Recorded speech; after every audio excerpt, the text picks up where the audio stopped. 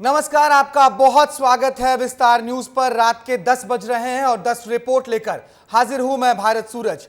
आज बात 10 रिपोर्ट में सबसे पहले हम प्रधानमंत्री नरेंद्र मोदी के वारिस वाले बात पर करेंगे, क्योंकि प्रधानमंत्री नरेंद्र मोदी पर, उनके विरासत पर, उनके वारिस होने पर तंज जो है इस लोकसभा चुनाव में सबसे ज्यादा कसा गया है।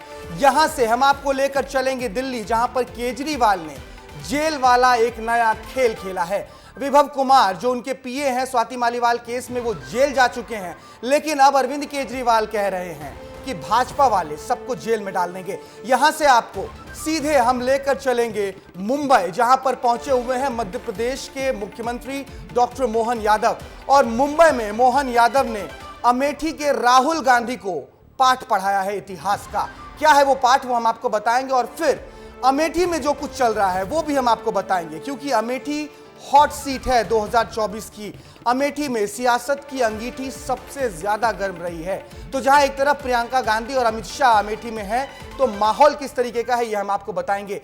यहां से हम आपको वापस लिए आएंगे सियासत के उस शोर में, जहां पर राधिका खेड़ा ने प्रियंका गांधी पर नाटक करने वाला एक बयान दिया है। और फिर छत्तीसगढ़ में ही हम आपको एक ऐसी कहानी बताएंगे जो कहानी आपको प्रेरणा देगी, क्योंकि इस कहानी में बंदूक पकड़ने वाले हाथ ने किताब थामा है। इसके बाद हम आपको बताएंगे कि दुर्ग में किस तरीके से जल संकट गहराता जा रहा है, किर्गिस्तान में हिंसा क्यों छिड़ गई है, इस पर भी बात करेंगे। और आईपीएल का जमाना है, आईपीएल का वक्त है, तो आईपीएल में क्या कुछ चल रहा है ये भी हम आपको बताएंगे। तो अब बुलेटिन की शुरुआत करते हैं सबसे पहली खबर से। दरअसल प्रधानमंत्री नरेंद्र मोदी ने शनिवार को दिल्ली में रैली को संबोधित करते हुए इंडिया अलायंस और आम आदमी पार्टी पर जमकर हमला बोला। पीएम मोदी ने कहा कि दिल्ली में हो रहे विकास कार्यों के बीच इंडिया गठबंधन सब कुछ बर्बाद करने को तुला हुआ है। ये दिल्ली के लोगों को लूटने का कोई मौका नहीं छोड़ने वाले हैं। तो कांग्रेस की 4 पीढ़ियों ने जब भी शासन किया तो केवल देश को लूटा है। पूरी रिपोर्ट देखिए।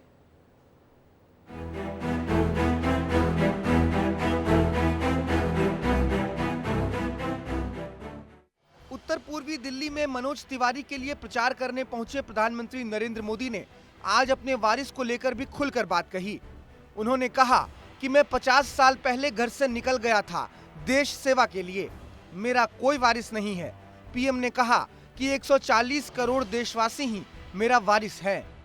50-60 साल पहले मैं अपना घर छोड़ करके निकला था। अगर मेरा कोई वारिस है तो आप ही मेरे वारिस हैं।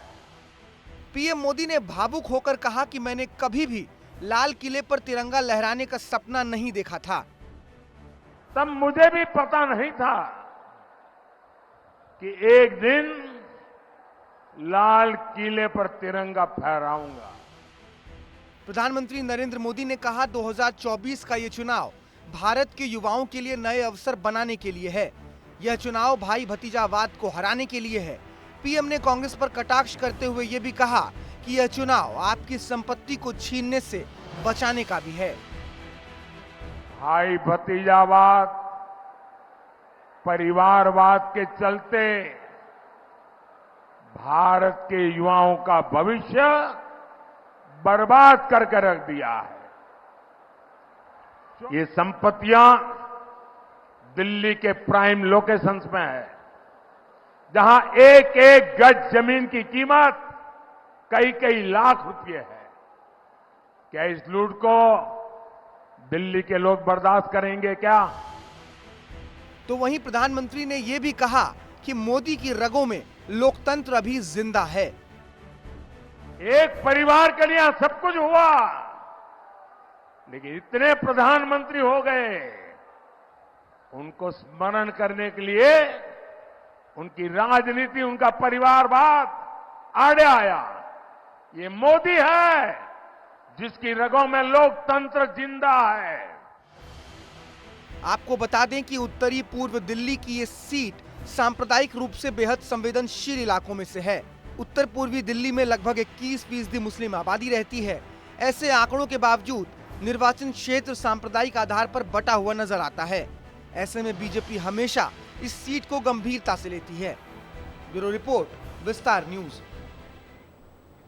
प्रधानमंत्री नरेंद्र मोदी आज दिल्ली में अपने प्रत्याशी के लिए वोट मांग रहे थे, तो वहीं दिल्ली के सीएम अरविंद केजरीवाल ने शनिवार को कहा कि भाजपा जेल जेल का खेल खेल रही है।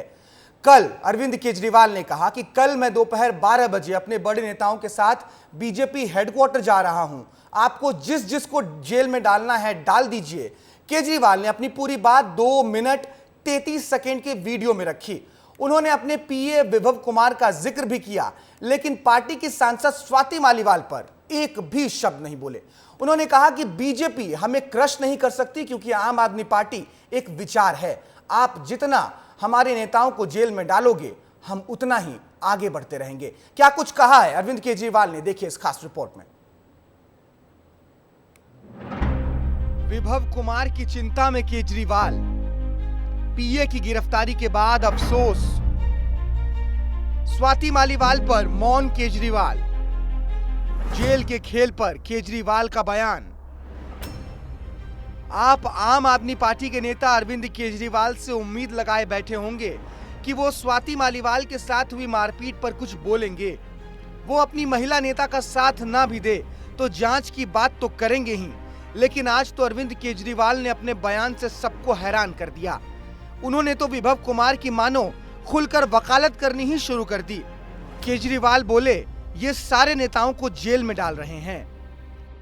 आज मेरे पीए को जेल में डाल दिया, आज मेरे पीए को जेल में डाल दिया। विभव कुमार का पक्ष लेते हुए केजरीवाल बातों को गोल गोल घुमा रहे थे। उन्होंने कहा कि ये लोग राघव चड्डा और आतिशी को भी गिरफ्तार कर लेंगे। अब ये कह रहे हैं राघव चड्डा अभी लंदन से लौटे हैं, कह रहे हैं राघव चड्डा को भी जेल में डालेंगे।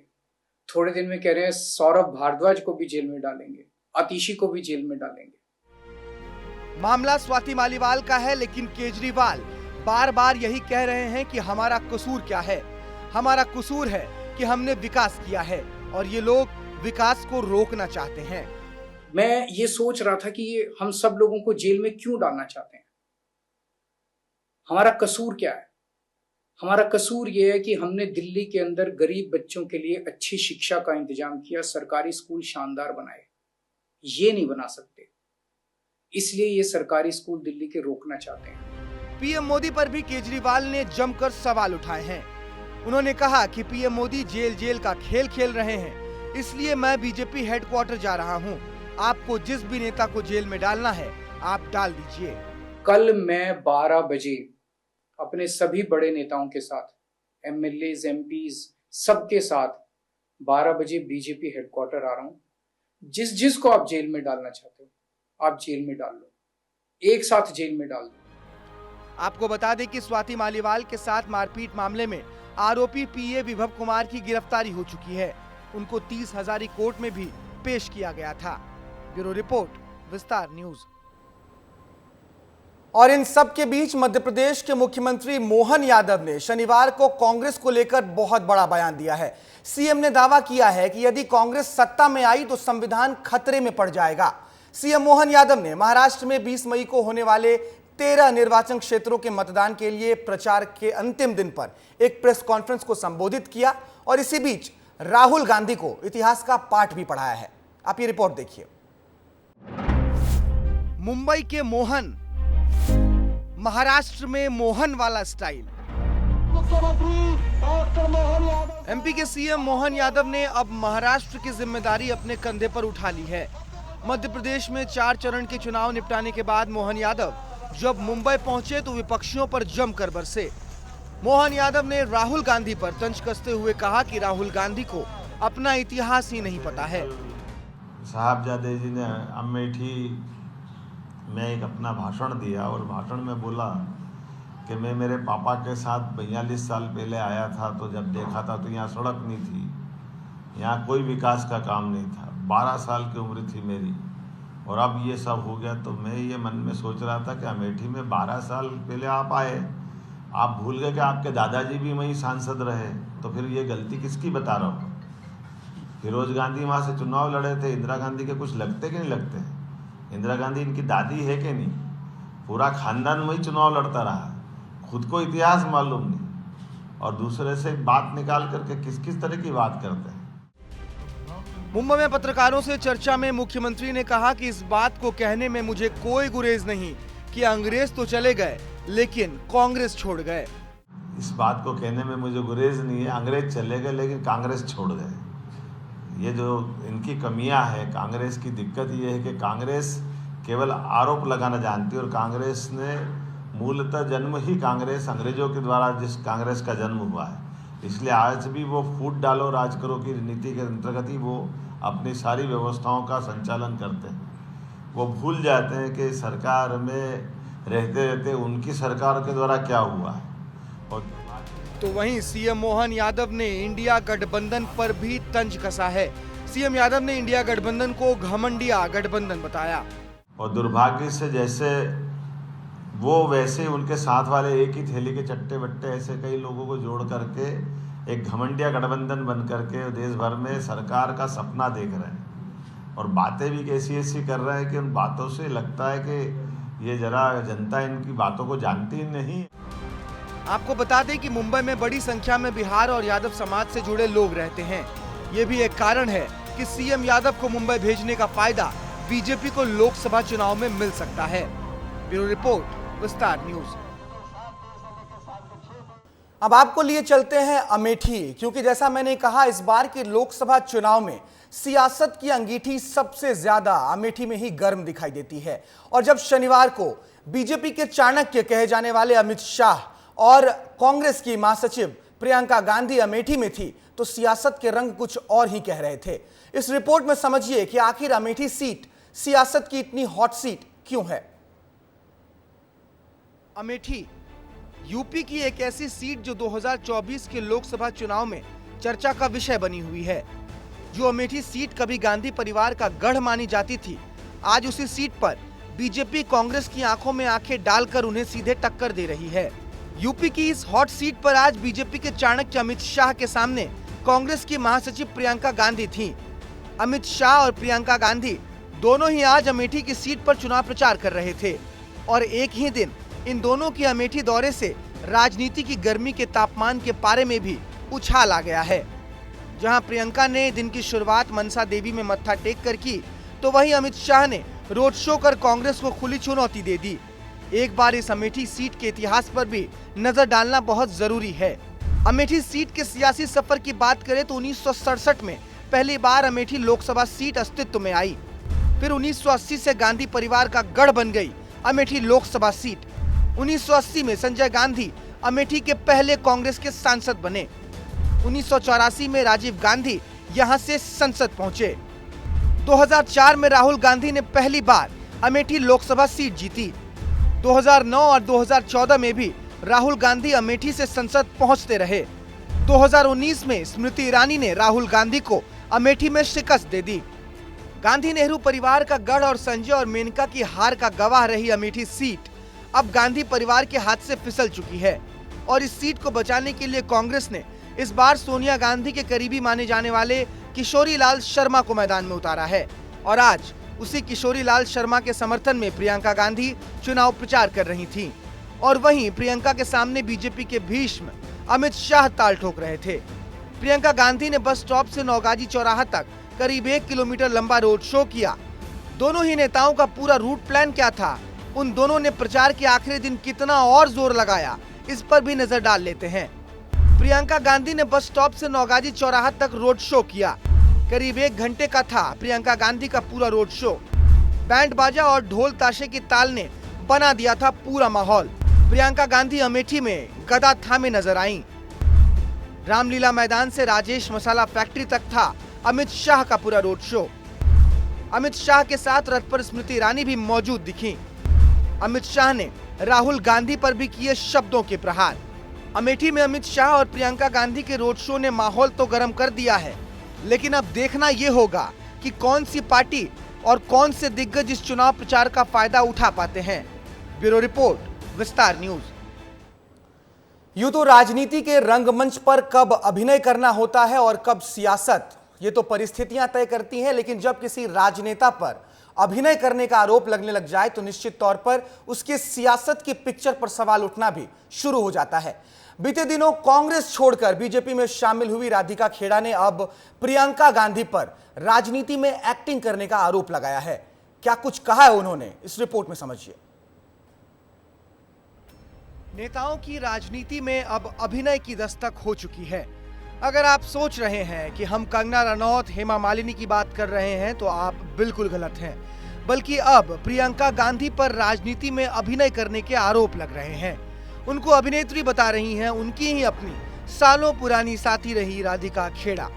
राधिका खेड़ा ने आरोप लगाए हैं कि प्रियंका गांधी राजनीति नहीं करती बल्कि उसमें अभिनय करती हैं। उनके महासचिव होने के वक्त भी कांग्रेस को सबसे ज्यादा नुकसान हुआ। वैसे सिर्फ राधिका खेड़ा ही नहीं बल्कि स्मृति ईरानी ने भी कल प्रियंका गांधी की एक्टिंग की थी।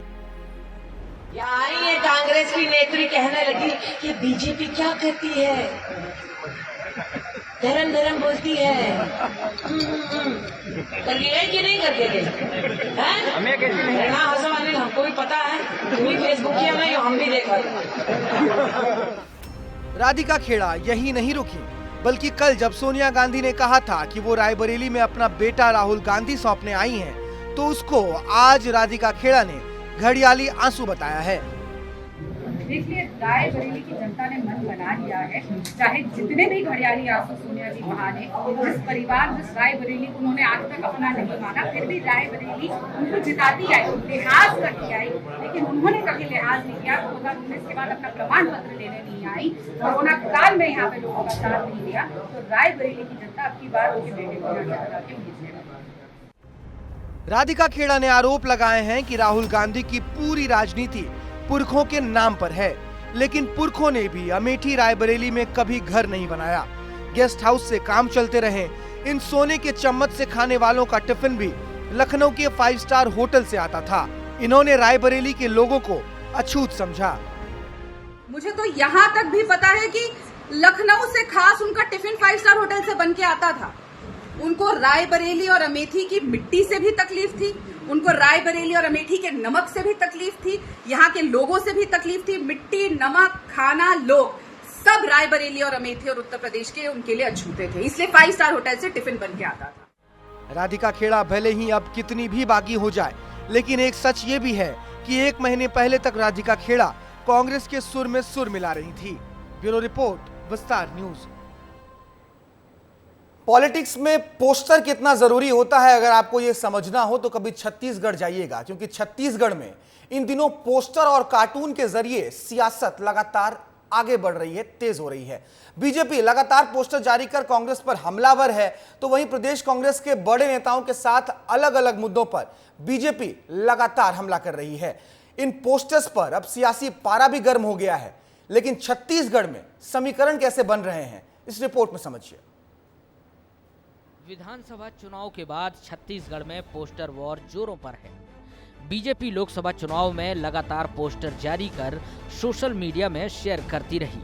प्रदेश के कई बड़े बड़े नेताओं पर तंज कसा गया, तो वहीं कांग्रेस पर भी जमकर हमला बोला गया। इस बीच एक बार फिर बीजेपी ने पोस्टर जारी किया है, जिसमें सांप सीढ़ी बनाई गई है। पोस्टर में इंडिया गठबंधन के नेताओं को सांप बताया गया है, वहीं सीढ़ी को विकसित भारत की सीढ़ी बताया गया है। एक और पोस्टर भी जारी किया गया है बीजेपी ने, जिसमें इंडिया गठबंधन को महिला विरोधी बताया है। लगातार हो रहे पोस्टर वॉर से मुद्दे कहीं न कहीं गायब नजर आ रहे हैं। वहीं इन पोस्टर पर पीसीसी चीफ दीपक बैज ने बीजेपी पर तंज कसा है। महिलाओं का कितना सम्मान करती है, भारतीय जनता पार्टी को सवाल करने का हक नहीं है। इसलिए अगर भारतीय जनता पार्टी उतनी चिंतित है तो अभी तक जो हमारे राष्ट्रीय खिलाड़ी, अंतर्राष्ट्रीय खिलाड़ी, उनके साथ न्याय क्यों नहीं हुआ? जो 3 महीने तक दिल्ली में धरने में बैठे थे एक भारतीय जनता पार्टी सांसद के खिलाफ में। पहला चीज, क्या मणिपुर की घटना भारतीय जनता पार्टी नेताओं को ध्यान से उतर गया है? क्या कर्नाटक की घटना पे भारतीय जनता पार्टी के नेता कुछ बोलेंगे? दीपक बैज के बयान पर डिप्टी सीएम अरुण साव ने भी पलटवार किया। स्वाति मालावाल जी के साथ ये षड्यंत्र आम आदमी पार्टी कर रही है और अब जिस प्रकार के हालात आज देश में राजनीति में इनके होने वाले हैं 4 तारीख के बाद, उनका ये कथा पटकथा लिखी जा रही है। वक्त के साथ चुनाव प्रचार का ट्रेंड भी बदला है। चुनावी प्रचार का माध्यम सोशल मीडिया भी बन गया। यही वजह है कि राजनीतिक पार्टियां सोशल मीडिया में कार्टून और पोस्टर के जरिए एक दूसरे पर कटाक्ष करते नजर आ रहे हैं। वहीं इन कार्टून और पोस्टर में सीधा हमला भी किया जा रहा है। अगली खबर भी छत्तीसगढ़ से है, जहां नक्सलवाद को छोड़कर दिवाकर नाम के एक शख्स ने अपने हाथ में किताब उठाई है। 10वीं क्लास की परीक्षा पास की है और जब इस बात का पता गृह मंत्री विजय शर्मा को चला तो उन्होंने दिवाकर और उनकी पत्नी से वीडियो कॉल पर बातचीत की है। छत्तीसगढ़ में नक्सलवाद के खात्मे को लेकर सरकार पूरी तरह से सजग और सतर्क है। विकास कार्य में बाधा डालने वाले नक्सलियों को मुख्य विचारधारा में लाना है तो साम दाम दंड भेद हर तरह के प्रयास किए जा रहे हैं।